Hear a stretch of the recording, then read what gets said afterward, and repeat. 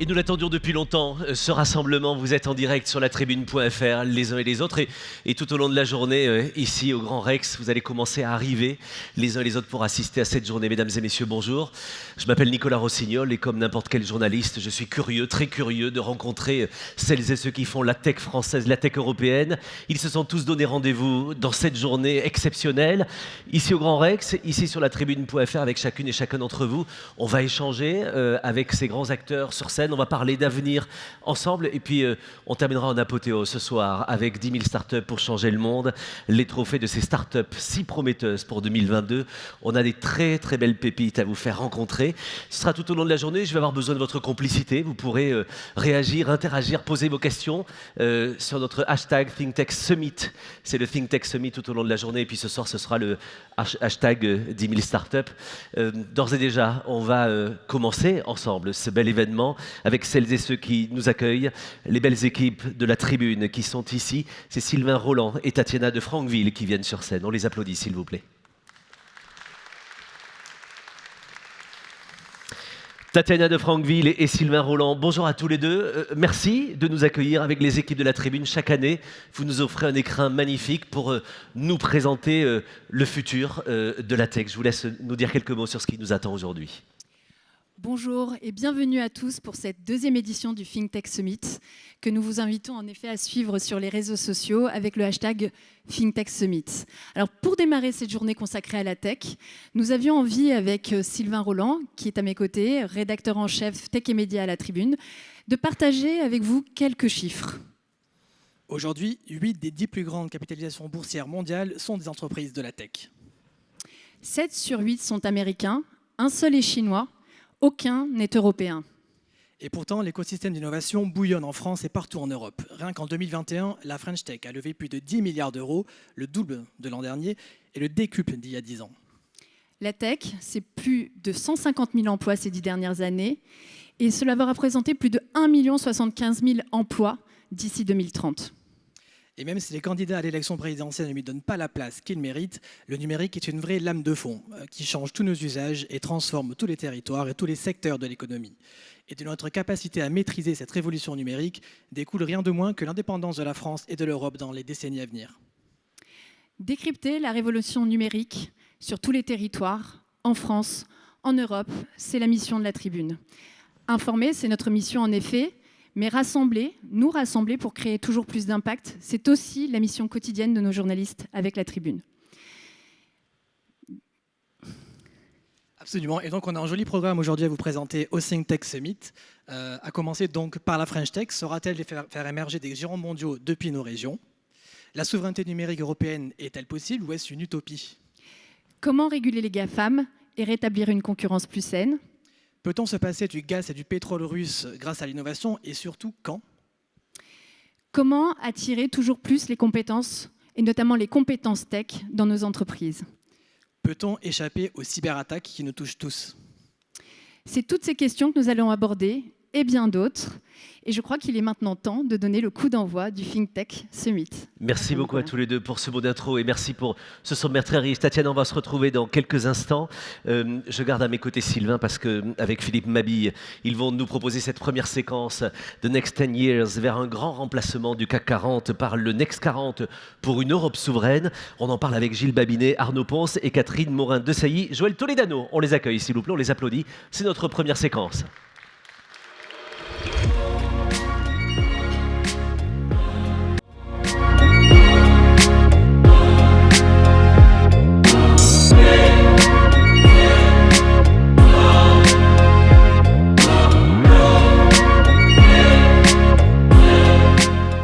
On a le plaisir d'avoir à nos côtés celles et ceux qui sont nos mentors souvent sur ces sujets.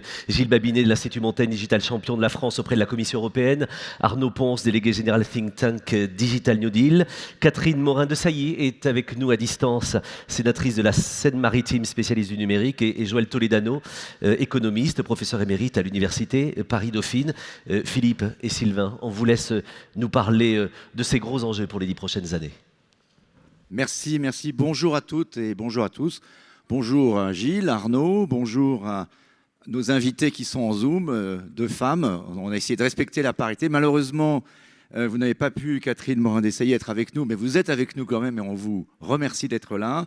Et Joël Toledano, qui j'espère est également en ligne, qui donc parleront dans quelques instants. Alors, de quoi on va parler lors de cette conférence? L'Europe est à la croisée des chemins, pas seulement sur le plan, on dirait un peu international, un peu sérieux de la période qu'on traverse, qui pose de vraies questions sur l'avenir de l'Europe, avec une guerre à nos portes, mais également parce que cette guerre, finalement, on pourrait se poser la question avec nos invités, est-ce que ce n'est pas la deuxième lame après le Covid de l'accélération d'un monde vers un monde numérique? On voit bien que le numérique est aujourd'hui non seulement au cœur de nos vies, mais domine nos vies.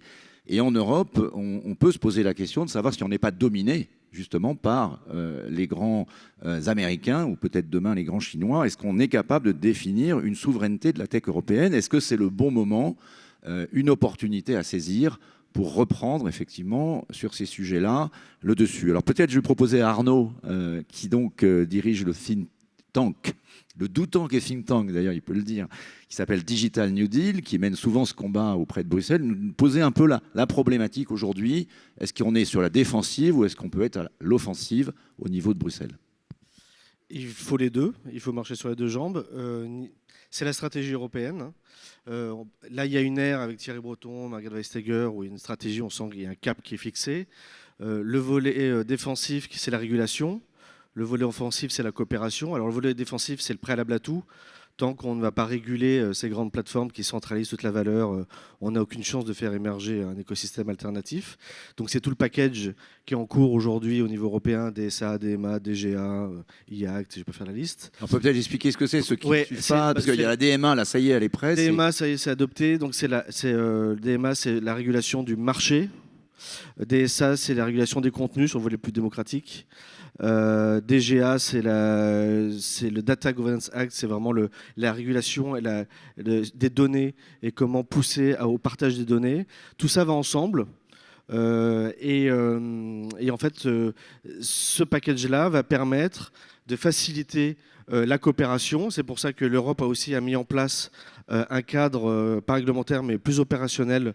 Un exemple un peu connu qui s'appelle Gaia-X, qui en fait est un cadre opérationnel qui pousse les filières à se structurer, à partager les données, à mutualiser, faire des alliances technologiques pour avoir des clouds souverains. Enfin, c'est tout un des écosystèmes qui sont poussés à être créés. C'est là où il est intelligent, je trouve, actuellement au niveau européen, c'est que pour pas faire la même erreur du passé, en l'occurrence par exemple le RGPD, où c'était un règlement fait par et pour les Européens, mais on a vu que le côté contraignant, on n'a pas vu l'opportunité d'innovation.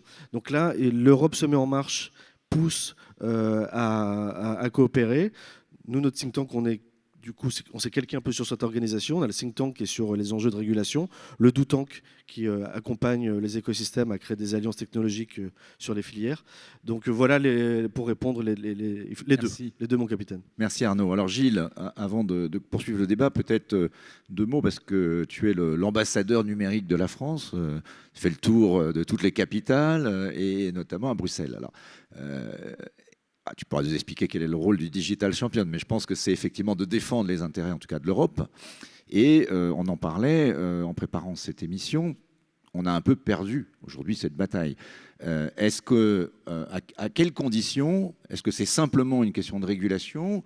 À quelles conditions on peut faire valoir nos atouts? Aujourd'hui, on a fourni aux Américains à la fois nos meilleurs scientifiques, et puis on leur fournit leur principal marché, puisque ce sont nos données finalement qui les enrichissent, qui enrichissent ces plateformes. Est-ce qu'on peut renverser la table et à quelles conditions? Oui, bonjour.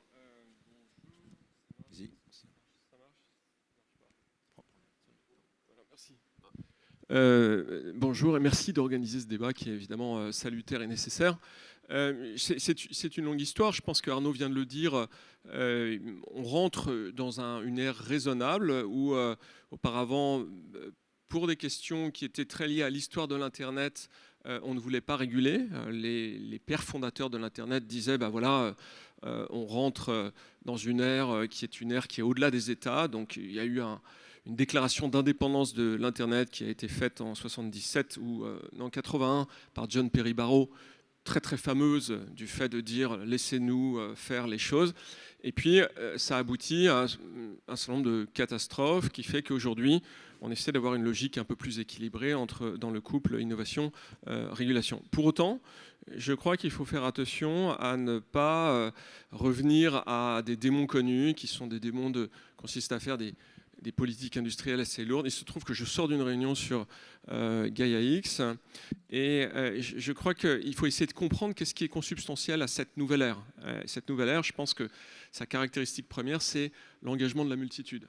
C'est-à-dire que qu'est-ce qui fait la puissance d'un écosystème? C'est le fait qu'il soit capable de générer du code open source, que ce code soit utilisé. Je vous donne un exemple très simple. Je trouve que Gaia X est une expérience intéressante, mais il y a 15 repositories sur GitHub. Il y en a 20 000 sur le concurrent qui est OpenStack, open source. Et donc ça, c'est, je crois, quelque chose qui n'est pas assez l'objet d'attention. Et donc ça veut dire que plutôt que d'essayer de faire des politiques verticales très colbertistes, et je pense qu'aujourd'hui l'Europe est dans une séquence de ce type-là, ce qui pourrait être, de mon point de vue, un peu problématique, eh bien, il faut se poser la question de savoir comment est-ce qu'on réussit à fédérer des écosystèmes à l'échelle européenne. Et ça, c'est quelque chose qui, pour moi, n'a pas encore été assez développé. La grande force des États-Unis et le fait qu'ils aient été capables de créer un écosystème de start-up extrêmement puissant, c'est avant tout, et on le voit dès les années 90, leur capacité à créer un narratif, un imaginaire, qui soit un mélange de Star Wars, de science-fiction, d'open source, etc. Et finalement, qui va attirer, un peu comme quand moi j'avais 15 ans, tout le monde voulait avoir une guitare électrique.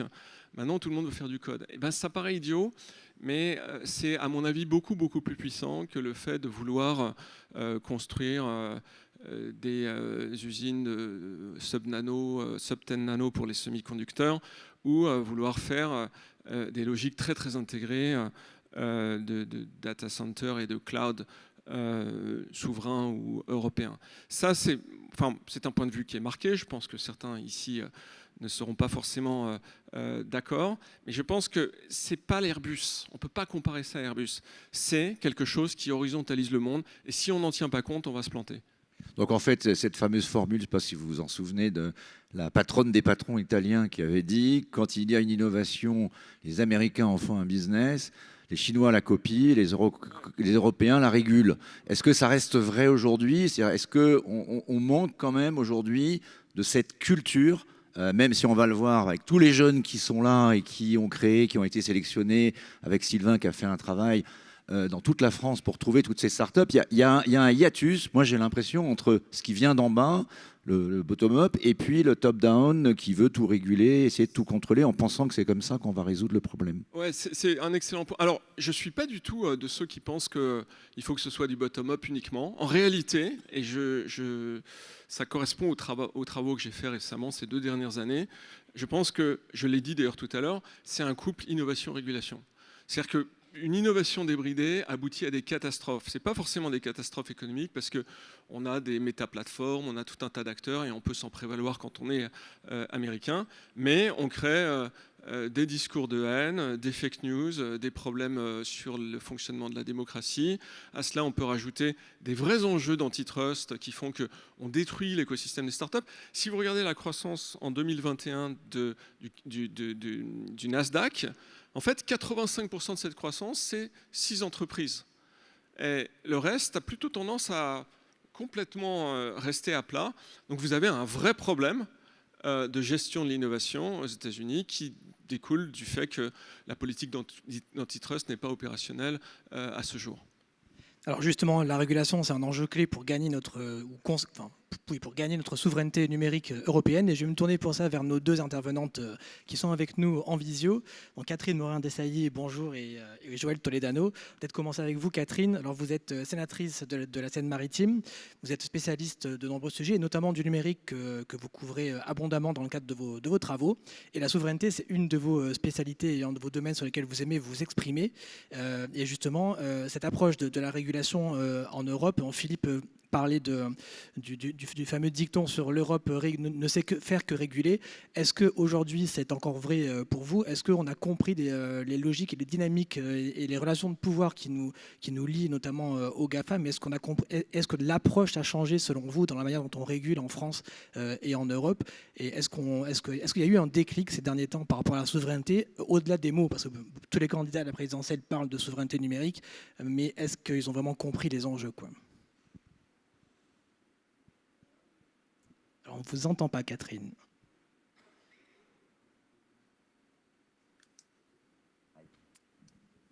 Alors, je vous mets en attente, Catherine. Juste, on va régler le petit problème de son. Mon micro, vous m'avez pas mis mon micro. Ah, mais voilà. Vous Allez-y. m'entendez? Tout à fait. Voilà, c'est vous qui m'aviez pas mis le micro. Bon, oui, bon. D'abord, on peut se réjouir qu'on parle enfin de souveraineté dans cette campagne présidentielle, même si on n'en parle peut-être pas abondamment. En 2017, je publie une tribune dans Le Monde pour dire que on était à la croisée des chemins. Déjà, il y a 5 ans, mais fort peu de candidats en fait comprenaient les enjeux, les défis qui étaient devant nous. Alors bon, on peut s'en réjouir, mais se dire que vous venez de me poser la question, l'Europe ne sait-elle que réguler? Si déjà l'Europe avait commencé à réguler il y a quelques années, on n'en serait pas arrivé là. Quand j'ai commencé mes travaux en 2013, parler de souveraineté numérique était un combat d'arrière-garde. C'est-à-dire tout le monde vous disait non, il ne faut surtout pas réguler, on va brider l'innovation. Moyennant quoi, on a laissé se développer un écosystème essentiellement américain, russe ou chinois aux portes de l'Europe, alors que nous avions été à l'origine de la plupart des innovations et que nous avons cette capacité aussi extraordinaire en France à former des talents. Nous avons les meilleures écoles d'ingénieurs au monde d'ailleurs qui nous sont enviées et on ne s'est pas préoccupé de la manière dont l'écosystème allait non seulement se développer d'un point de vue industriel, mais aussi de la manière dont il allait se réguler. Il a fallu les abus de position dominante de ces plateformes. Alors d'abord, les abus fiscaux, ça ne quitte pas de l'impôt. 2, les abus de position dominante des moteurs de recherche. Je ne reviens pas sur l'affaire Google et sa condamnation par la Commission européenne. Mais aussi et surtout, il a fallu qu'on réalise à quel point le numérique et à travers la fragilité des plateformes, eh bien, modéliser nos modèles de société et nos modèles démocratiques et potentiellement pouvait influencer les scrutins électoraux. C'est le scandale de l'affaire Cambridge Analytica. Et quand nos démocraties ont réalisé la force de frappe en fait de ces plateformes non régulées, là on a commencé à se faire du souci. Et c'est de là, à mon avis, qu'est venue cette prise de conscience qu'il était urgent non seulement de réouvrir cette directive e-commerce qui conférait une non-responsabilité, une non-redevabilité aux plateformes, que j'appelais de tous mes voeux depuis au moins une dizaine d'années. Donc ça y est, on l'a rouvert. Et le Digital Market Act qui a été voté en effet il y a 2 jours, enfin instaure des conditions loyales, d'abord de concurrence sur ce marché unique numérique et un principe de redevabilité et de responsabilité des plateformes qui sera complété par le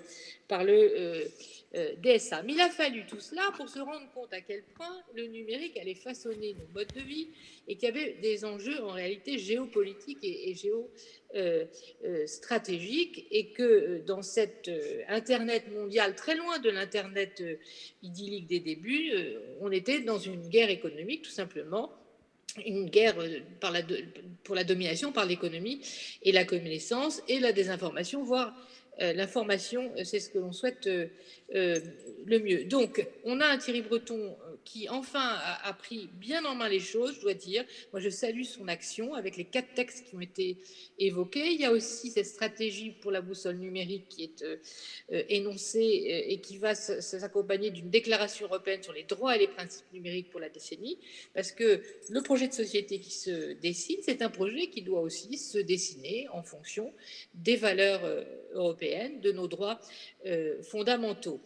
Je pense qu'entre le modèle américain Business Above All, qui est le modèle du capitalisme de surveillance tel que théorisé par Shoshana Zuboff, et le modèle du crédit social chinois, donc de surveillance de tous les individus, il y a, comme le dit Charles Michel, un modèle européen humano-centré. Et ce modèle européen humano-centré, il se construit avec de la régulation, on y est, mais il se construit aussi et surtout avec une politique industrielle offensive. Et c'est là aussi où on a été très mauvais. Il a fallu la crise sanitaire et le recours massif, évidemment, au télétravail, au commerce en ligne, bref, à une dépendance accrue au numérique, une accélération de la transition numérique pour se rendre compte que nous dépendions en réalité essentiellement d'acteurs chinois ou américains qui avaient su construire l'écosystème numérique. Alors comment construit-on une politique industrielle?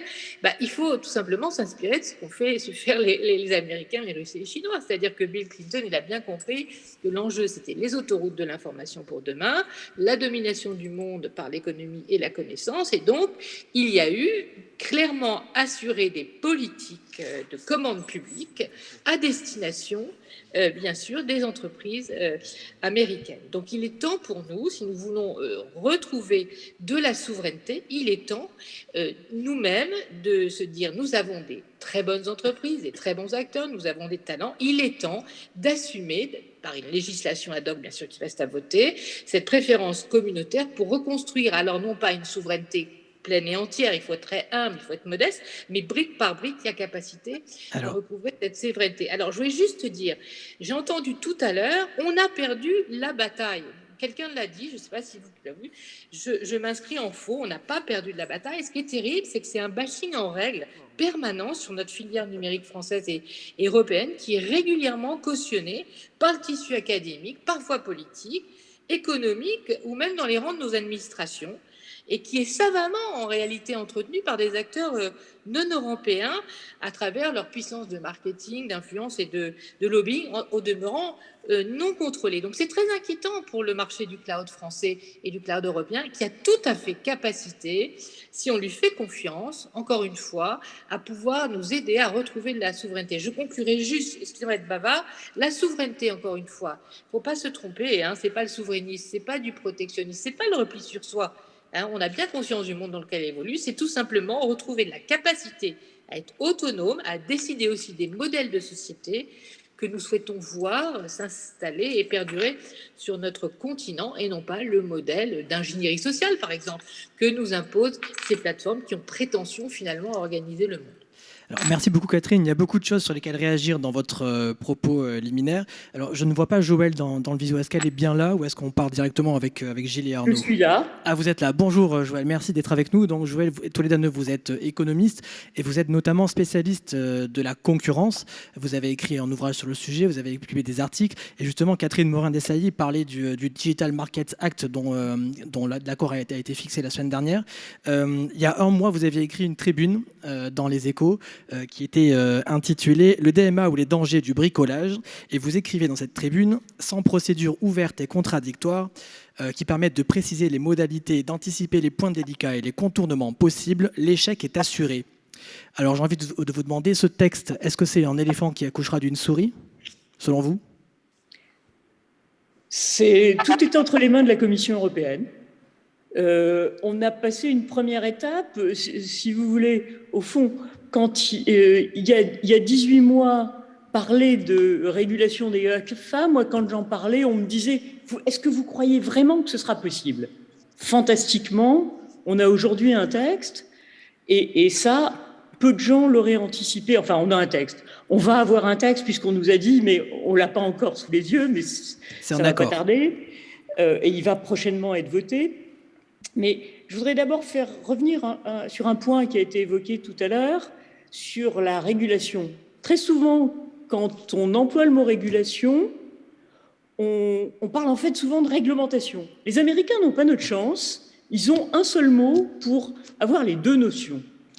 Nous en avons deux, et très clairement, la réglementation, c'est en matière de régulation économique, enfin en matière d'évolution économique et de traitement des pouvoirs publics par les pouvoirs publics de l'évolution du marché, la réglementation, ça ne marche pas parce que c'est figé et c'est justement ça qu'il ne faut pas avoir. Le grand risque du DMA aujourd'hui, c'est qu'un peu comme le RGPD, il devienne une réglementation mal appliquée et qu'on ait effectivement le blocage théorique d'un certain nombre de pratiques, mais qu'on n'ait pas la souplesse pour effectivement suivre ça et faire en sorte que, par-delà l'interdiction de pratiques très clairement définies, peut-être trop clairement définies dans les textes, on puisse, au fur et à mesure, faire évoluer la façon dont on lit le marché, parce que le marché évolue, les pratiques évoluent, les acteurs évoluent. Et donc, il faut effectivement mettre en place une régulation économique et s'en donner les moyens. Et le grand risque du DMA, le grand atout, c'est ses objectifs qui sont partagés. Et ça, c'est formidable. Mettre en place de la concurrence, enfin, sur ces marchés pour laisser de la place, en particulier aux acteurs dont Catherine Morin-Desailly parlait tout à l'heure avec les GAFAM et avec raison. Mais pour cela, il faut s'en donner les moyens. Moi, j'ai lu dans la presse ce week-end, on parlait beaucoup de l'interopérabilité et de ce qu'allait apporter l'interopérabilité. Bah, écoutez, pour mettre en place de l'interopérabilité, il faut beaucoup de gens pour travailler et pas attendre de ces acteurs qu'ils vous disent comment ils vont mettre en place l'interopérabilité. Et ça veut dire à la Commission des équipes compétentes, assez nombreuses, face à quand même des acteurs dont la capitalisation boursière dépasse les 10 000 milliards de dollars. Donc on n'a pas rien en face. La Commission nous annonçait dans ses textes que 80 personnes allaient traiter le sujet. Et ça, je dis franchement, c'est pas sérieux. Donc des équipes importantes, compétentes, stables, qui acquièrent des compétences et qui progressivement diminuent cette asymétrie d'information qui fait que pour l'instant, à chaque fois que la Commission européenne prend des mesures sur tel ou tel sujet, ou même qu'on condamne en France ou à Bruxelles, les acteurs trouvent des solutions pour refaire la même chose autrement et bypasser en réalité les interdictions qui sont faites. Donc, formidable texte, s'il est mis en œuvre de façon souple, économique, technique, en s'en donnant les moyens, en n'attendant pas que ce soit les acteurs qui nous disent comment il faut faire, par exemple, l'interopérabilité, mais que tout ça se passe avec une interaction de l'ensemble du milieu économique qui puisse dire « oui, ça va marcher, ça va pas marcher, voilà comment il faut faire ». Et dans ce cadre-là, ça pourrait évidemment très très bien marcher. Mais si on en reste à ce que la Commission nous a dit pour l'instant, très peu de choses, il faut l'avouer, sur la façon dont il comptait le mettre en œuvre, là, malheureusement, je crains que ça ne donne pas d'excellents résultats. Alors, j'aimerais revenir sur... merci beaucoup, Joël. J'aimerais revenir sur un propos qu'a dit Catherine Morin-Desailly sur la préférence européenne, donc les achats donc, imposés en quota d'achat, notamment vis-à-vis des entreprises européennes. Alors ça, c'est un sujet sur lequel il y a un peu consensus dans les candidats, sauf justement pour le président sortant, M. Macron, par l'intermédiaire de son ministre du numérique, Cédrico, qui dit, alors ça, ce n'est pas possible à cause des traités internationaux. Alors les autres disent, oui, mais regardez, Joe Biden, il a encore renforcé la préférence américaine dans les achats publics. Cédrico dit non, ce n'est pas vraiment possible. Et ceux qui vous disent que c'est possible, ils mentent parce qu'il n'y a pas de consensus en Europe. Est-ce que ce Buy European Act, c'est une bonne idée ? Qui veut répondre ? Est-ce que c'est possible selon vous ? Je pense qu'il y a un débat, y compris là-dessus. Est-ce qu'on parle du Buy European Act ou bien plutôt du Buy Petites et Moyennes Entreprises Act, du Small Business Act ? Je pense que le vrai sujet qu'on a en matière de numérique, c'est qu'effectivement, nos petites et moyennes entreprises n'arrivent pas à trouver les relais pour croître. Peut-être une réaction, peut-être Arnaud ou Gilles ? Alors, il y a le SBA, et c'est un sujet intéressant, il y a, je crois, 11 SBA en Europe. Et il y en a dans un certain nombre, au Royaume-Uni par exemple, il y a un SBA. Et malheureusement, je crois que ça n'a pas réussi à créer une différence importante. Mais pour reprendre le point de Joël, je suis plus que d'accord avec ça. C'est-à-dire que quand vous êtes à la Commission, ou d'ailleurs quand vous êtes dans le trilogue en général, vous êtes assez surpris d'observer qu'il n'y a pas beaucoup de gens qui parlent du point de vue du code. C'est un peu ce que je disais tout à l'heure d'ailleurs, c'est que quand vous regardez le RGPD c'est un texte de juriste, j'ai beaucoup de respect pour les juristes, mais à la fin du jour, l'expérience utilisateur, elle n'est pas terrible. C'est-à-dire vous passez votre temps à cliquer sur des trucs, vous ne savez pas ce qu'il y a derrière. Si vous voulez et on accepte par dépit, en fait, souvent. Pardon ? On accepte par dépit souvent. On accepte par dépit et en fait, personne ne fait l'effort de lire les conditions générales. Le plus que l'on peut faire, c'est essayer de faire des réglages qu'on croit à peu près respectueux de nos données, ce qui est assez itératif en réalité. Et il y avait eu un débat, moi je me souviens très bien, c'était il y a très longtemps, ça devait être en 2013, vraiment au début du RGPD qui ne s'appelait pas RGPD à l'époque, consistait à dire pourquoi on ne met pas tous ces settings dans le navigateur ou même dans le système d'exploitation avec des contraintes très fortes sur la façon dont on peut répartir les éléments de définition de la propriété des données. Et puis ça a été balayé. Moi, je pense qu'on aurait eu un Git avec tout un tas d'expériences de codeurs qui auraient dit tiens, on peut faire comme ça ou comme ça ou comme ça, et un mode bac à sable. On n'en serait pas là. Et ça, c'est à mon sens d'abord une approche qui est assez moderne, mais qui fonctionne pour tout, qui fonctionnerait aussi pour le DMA, qui fonctionnerait en particulier pour GaiaX. J'ai dit tout à l'heure que GaiaX c'est une spécification, ça n'est pas du tout du code, et je crains que ce soit assez difficile de rattraper de cette façon-là. Donc pour revenir au point, moi je suis très réservé sur les approches finalement qui sont protectionnistes, et je pense que en réalité ce qu'il faut c'est trouver des nouveaux points d'entrée. Il y en a beaucoup, par exemple il y a le Edge qui arrive actuellement, qui vont nous permettre de créer un nouveau référentiel et potentiellement de faire ça. La réalité, pourquoi est-ce qu'on est en retard dans le cloud ? Mais parce que les Européens et les corporates européens n'en ont pas voulu. C'est-à-dire que quand, en 2011, on a eu l'établissement des bureaux d'AWS en Europe, ils sont venus, ils ont créé des équipes, etc. sur ce truc-là. Amazon Web Services pour le... Voilà, on était à 1% de part de marché dans le cloud, ils étaient à 17%. Voilà, et c'est parce que les corporates disaient, moi je les rencontrais, ils disaient mais non, mais c'est une mode, ça va passer, on n'y croit pas, etc. On veut pouvoir voir les disques durs où sont nos données, et donc on n'a pas confiance dans ce truc-là. De vision. Donc il y a vraiment une culture du code à créer qui doit être très transversale, à la fois dans les corporates, dans les startups, dans l'État, dans les institutions publiques, à la Commission européenne. Et je pense que c'est un préalable et que toute autre approche risque, à un moment, on va se dire tiens, on est en train de rattraper, puis dans 5 ans, on sera à nouveau derrière. Alors, pour prolonger ce que vient de dire Gilles Babinet, et peut-être passer le micro 2 minutes à Arnaud, il y a cette notion de servitude volontaire, en fait, au travers de tout ça. C'est-à-dire qu'au travers de la data, nous, consommateurs, la multitude, on a accepté une forme de servitude volontaire. Le RGPD a été une réponse. Et je me pose la question, alors désolé pour le parallèle, il est un peu peut-être osé, mais on accuse certaines entreprises de financer la guerre en Russie parce que nous avons besoin de nous chauffer avec du gaz et qu'aujourd'hui il est russe.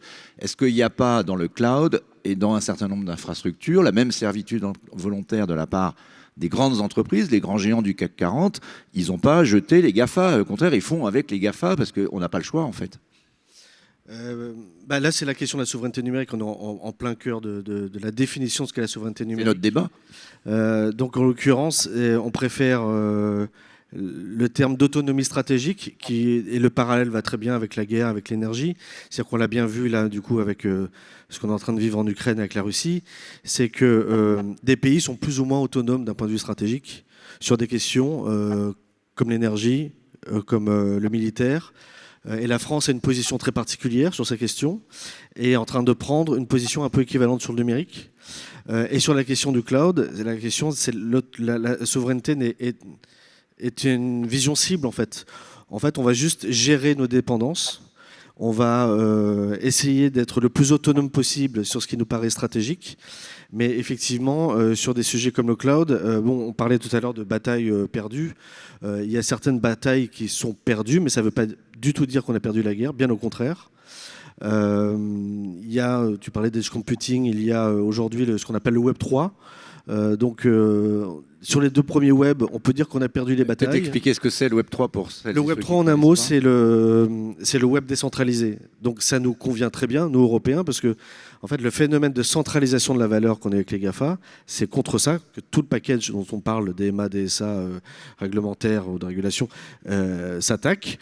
Donc ça, une fois de plus, c'est ce qu'on disait en introduction. C'est gagner la prochaine bataille. On a perdu les 2 premières. Maintenant, en offensive, la prochaine. Voilà, en offensive, quelle est l'opportunité pour créer nos alternatives, eh bien, c'est capitaliser sur ce Web3 qui est en fait, by design, enfin par construction, différent du Web précédent, puisque l'effet de réseau dont on n'a pas bénéficié dans le Web 2, eh bien, dans le Web 3, on parle d'effet réseau inversé, c'est-à-dire que l'effet de décentralisation permet à des acteurs européens de pouvoir rentrer dans cette bataille et avoir une chance de retrouver des équilibres qu'on n'a pas réussi à avoir dans le Web 2. Juste, Gilles, tu y crois parce que c'est assez liquide comme concept Web 3. Est-ce que ça veut dire quelque chose d'un point de vue concret pour nous, Européens ? Enfin, le narratif, il a été créé par des Américains qui ont consisté à dire, OK, on a des métaplateformes qui ont pris le contrôle du truc. Et en fait, à la base, les technologies du numérique, c'est des technologies décentralisées. Et en plus de ça, on a effectivement ces blockchains qui permettraient d'arriver à faire ce genre de choses. Aujourd'hui, on s'aperçoit, quand on regarde dans les débats, dans le cœur des débats, que les tokens qui sont interchangeables, c'est quand même assez compliqué. D'ailleurs, il y a des acteurs qui se positionnent là-dessus. Donc moi, je reste assez réservé sur le fait de faire ça. Et c'est d'ailleurs là où je pense que le régulateur a son importance. C'est-à-dire que clairement, d'avoir des entreprises qui dominent la data, un certain nombre d'expériences utilisateurs, qui ont le touchpoint, etc., c'est problématique. C'est problématique. Et donc, on doit à côté effectivement espérer qu'il y a l'émergence de nouvelles ruptures technologiques, et le Web3 les représente. Mais si on ne fait rien et qu'on fait le même narratif que la dernière fois en disant en fait c'est super cool, il faut laisser les acteurs faire, et puis Darwin et le marché, la main invisible, vont faire en sorte que tout va se répartir, ben, ça ne marche pas. Alors justement, Arnaud parlait de gérer les dépendances, et donc de la dépendance choisie, c'était le mot de Philippe. Vous parlez de la bataille de la data, Gilles. Et il y a une chose qui s'est passée la semaine dernière qui m'a un peu interpellé, c'est-à-dire que l'Europe, la Commission européenne a annoncé un accord sur les transferts de données transatlantiques. Alors pour résumer, les transferts de données entre l'Europe et les États-Unis font l'objet d'un accord européen qui s'appelait en fait le Safe Harbor jusqu'à 2015, qui a été annulé par la Commission, par la Cour de justice européenne parce qu'il était contraire à la régulation. Cet accord a été remplacé par le Privacy Shield, qui lui-même a été annulé en 2020 pour la même raison, parce qu'il était non conforme au RGPD. Pourquoi ? À cause de la législation américaine qui permet en fait aux services de renseignement d'aller piocher dans données grosso modo. Et donc du coup, depuis 2020, on était dans une impasse juridique dont on ne voyait pas le bout. Et la semaine dernière, la Commission et Joe Biden ont annoncé un nouvel accord. Et cet accord est arrivé le même jour où on a également annoncé un accord sur le gaz, où Joe Biden s'est engagé à fournir à l'Europe le gaz qui lui manque pour en gros se dépatouiller de la dépendance de l'Europe sur le gaz à la Russie. Donc la question que certains ont soulevée, notamment Octave Klaba, le fondateur d'OVH Cloud, ou encore Max Schrems, qui est à l'origine des arrêts de la Cour européenne contre le Safe Harbor et le Privacy Shield, c'est est-ce qu'on a troqué nos données et notre souveraineté numérique contre du gaz américain ? Peut-être écouter Joëlle Toledano, parce que je vois qu'elle veut prendre la parole. Allez-y, Joëlle. Votre micro, Joëlle, je crois. Si, je crois qu'elle souhaitait le faire. Moi, j'étais un peu sur le débat précédent. Cela étant, pour rester dans celui-là, attendons de voir le texte, là encore, parce qu'on avait eu déjà un accord avec entre la Commission et les Américains qui finalement a été invalidé. Donc je pense que, en tout état de cause, si vraiment c'est un mauvais deal qui a été fait, la Cour de justice, une fois de plus, dira le droit. Donc laissons les effets d'annonce et je pense qu'il faut quand même, à un moment donné, que l'ensemble des acteurs et l'ensemble des utilisateurs se posent eux-mêmes la question des besoins qu'ils ont, comment ils les remplissent, et est-ce qu'il faut vraiment tourner autour du pot pour essayer au maximum de ne pas respecter ce qu'il y a dans les textes. Mais juste, pardon, je voulais revenir tout à l'heure sur ce qui se disait sur les petites et moyennes entreprises. Ceux qui sont pénalisés aujourd'hui par le RGPD, ce n'est pas les grands acteurs du numérique. Pour l'instant, ils n'ont quasiment pas eu le moindre problème, malgré une réglementation qui est censée s'attaquer à la façon dont ils traitent nos données. Ceux qui ont eu des problèmes, c'est soit les petites entreprises, parce qu'elles n'ont pas pu arriver à mettre en place un certain nombre de projets, soit parce qu'elles ont été condamnées, ou alors on arrive aussi à condamner, je crois que c'était la SNCF, mais pas du tout Google, ou alors pour des clopinettes. Donc, ne recommençons pas à dire simplement séparons la réglementation des activités d'innovation, c'est en faisant les deux en même temps et en faisant une régulation qui soit favorable à l'innovation. Et c'est pour ça qu'il me semblait important de revenir sur quelque chose qui s'apparenterait à une préférence pour les petites et moyennes entreprises, pas forcément pour les entreprises françaises, parce qu'il y a un vrai sujet de laisser émerger et croître l'innovation dans cette affaire. Une réaction de Catherine, peut-être, Catherine Morin-Desailly? Oui, alors je voulais réagir à ce qu'a dit Joëlle Toledano tout à l'heure avec ses réserves sur le DMA. Elle a tout à fait raison. Le DMA et le DSA, on n'y est pas encore au bout du compte. Hein. Le DSA est bien plus compliqué. Ce sont des textes qui sont intervenus très tardivement, vaut mieux tard que jamais, mais qui se trouvent quand même confrontés dans leur application à des géants américains qu'on a laissé se développer en mastodonte puis en monstre qui avalent tout avec une puissance de lobbying et financière auquel il est très difficile de résister. Donc, ce qui pose essentiellement problème, c'est aussi leur modèle économique. C'est pas pour rien si aux États-Unis, depuis un certain temps, on parle d'antitrust, on parle de démantèlement. C'est qu'il y a un vrai sujet par rapport à la puissance de ces oligopoles qui sont plus forts et qui défient les États-nations, encore une fois, avec leur modèle de société. Je voulais revenir sur l'histoire de la préférence communautaire, du Buy European Act, un Small Business Act, y compris à la française. Il ne faut pas oublier que toutes les puissances, que ce soit les États-Unis, mais c'est aussi la Chine, l'Inde, le Brésil, la Corée, on trouve dans ces pays des réglementations en matière de localisation et traitement des données, et donc des contraintes qui sont liées aux problématiques de sécurité nationale, du coup, qui rendent difficile ou compliqué l'application d'une concurrence libre et non faussée entre les acteurs locaux et les acteurs européens. Je ne vois pas pourquoi, en France et en Europe, on ne pourrait pas se doter de politiques similaires qui, sur la base du fait que les données, que ce soit celles des particuliers, des entreprises, de nos administrations, ce sont des actifs stratégiques majeurs et c'est ce qui façonnera l'économie de demain et du coup notre autonomie ou non. Je ne vois pas pourquoi on ne pourrait pas se doter nous-mêmes d'une politique. Merci. Je voudrais terminer, s'il vous plaît. Merci. Qui pourrait... construire notre souveraineté. La souveraineté numérique, c'est un sujet régalien avant tout.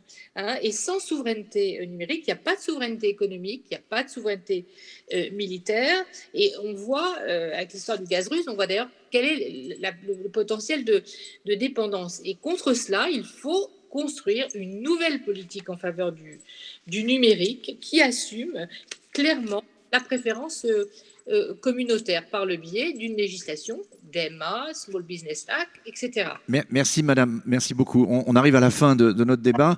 Alors on a bien compris tous les enjeux et que vous n'étiez pas forcément d'accord. On aurait pu continuer ces échanges. Je voudrais terminer avant de passer à la table ronde suivante avec les deux intervenants qui sont avec nous, avec Gilles et Arnaud. La solution pour la France, si vous étiez président de la République, pour construire une France et une Europe souveraine, c'est plutôt dans les cerveaux qu'il faut aller les chercher. On peut rattraper notre retard, mais par la formation, par les compétences.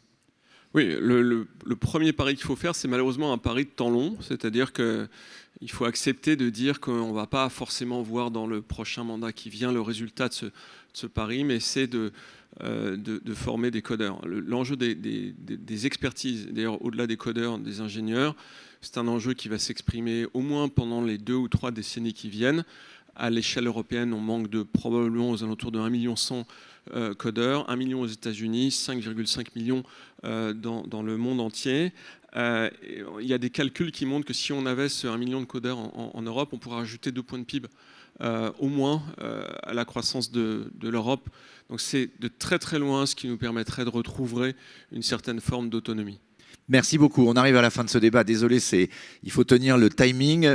Donc merci à nos 4 intervenants et à celles qui étaient à distance. J'espère que la prochaine fois, vous pourrez être avec nous. Sylvain va poursuivre le débat sur la construction de géants mondiaux de la tech.